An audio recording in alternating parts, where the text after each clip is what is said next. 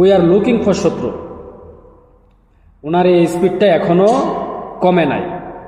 তিনি দীর্ঘ একটা সময় জেলে ছিলেন, কিন্তু 5 আগস্ট আওয়ামী লীগ সরকার পতন হওয়ার পর অনেকেরই ভাগ্য বদলে গেছে। তার মধ্যে একজন আমাদের এই সাবেক স্বরাষ্ট্র প্রতিমন্ত্রী লুৎফুজ্জামান বাবর। তিনি মৃত্যুদণ্ডপ্রাপ্ত আসামি ছিলেন, আর আজকে তিনি মুক্ত বাতাসে ঘুরে বেড়াচ্ছে। এই লুৎফুজ্জামান বাবর তিনি এই অন্তর্বর্তী সরকারকে একটা বার্তা দিয়েছে। তিনি বলছেন, সাবেক স্বরাষ্ট্র প্রতিমন্ত্রী লুৎফুজ্জামান বাবর বলছে, আপনারা দেশের আইন শৃঙ্খলা পরিস্থিতি নিয়ন্ত্রণ করতে পারতেছেন না। হ্যাঁ, কথা সত্য। দীর্ঘ 6 মাস অতিবাহিত হলো, মাঠ কিন্তু এই সরকার কন্ট্রোল করতে পারতেছে না। আসিফ নজরুল স্যার ক্ষমতায় যাওয়ার আগে অনেক কিছুই বলছে, কিন্তু এখন আছে, চুপ হয়ে গেছে।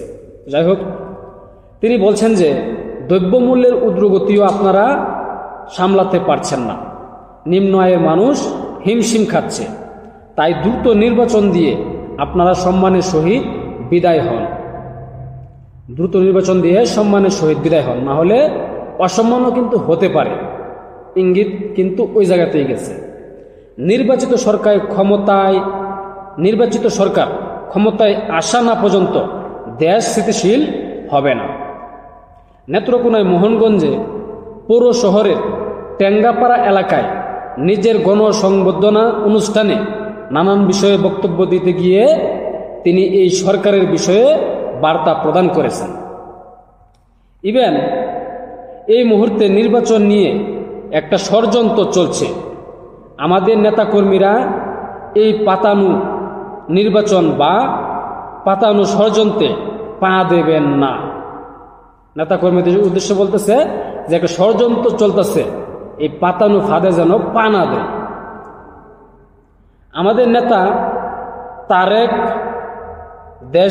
দেশনেত্রী খালেদা জিয়া বাহিরে, আপনারা কোনো কিছু চিন্তা করবেন না।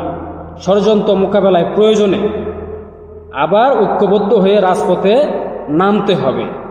ইভেন দলের নেতাকর্মীদের সর্বোচ্চ প্রস্তুত থাকারও নির্দেশনা দিয়েছেন লুৎফুজ্জামান বাবর। তিনি সংখ্যালঘুদের বিষয় নিয়েও নানান বক্তব্য দিয়েছেন যে আমাদের নেতা একজনই, তারেক এবং বেগম খালেদা জিয়া। ওনারা দেশের বাইরে থাকলেও আপনারা ঐক্যবদ্ধ হয়ে কাজ করুন, ষড়যন্ত্র মোকাবেলায় প্রস্তুত থাকুন। নিজে এই বক্তব্যটা দিচ্ছে। তিনার এই বক্তব্যে মানে একটা বার্তা, মানে একটা হুঁশিয়ারি বার্তা কিন্তু এই অন্তর্বর্তী সরকারকে দেওয়া হলো যে আপনারা সম্মানের সহিত নির্বাচন দিয়ে বিতাড়িত হন, মানে বিদায় হন, না হলে আপনারা অসম্মানও হতে পারেন, কারণ আপনারা মাঠ কন্ট্রোল করতে পারতেছেন না। আর বিএনপি একটা বড় রাজনৈতিক দল, যেহেতু একটা বড় রাজনৈতিক দল, বর্তমানে একটা ফেভারিট দল, সবাই জানে যে বিএনপি বর্তমানে ক্ষমতায় আসবে।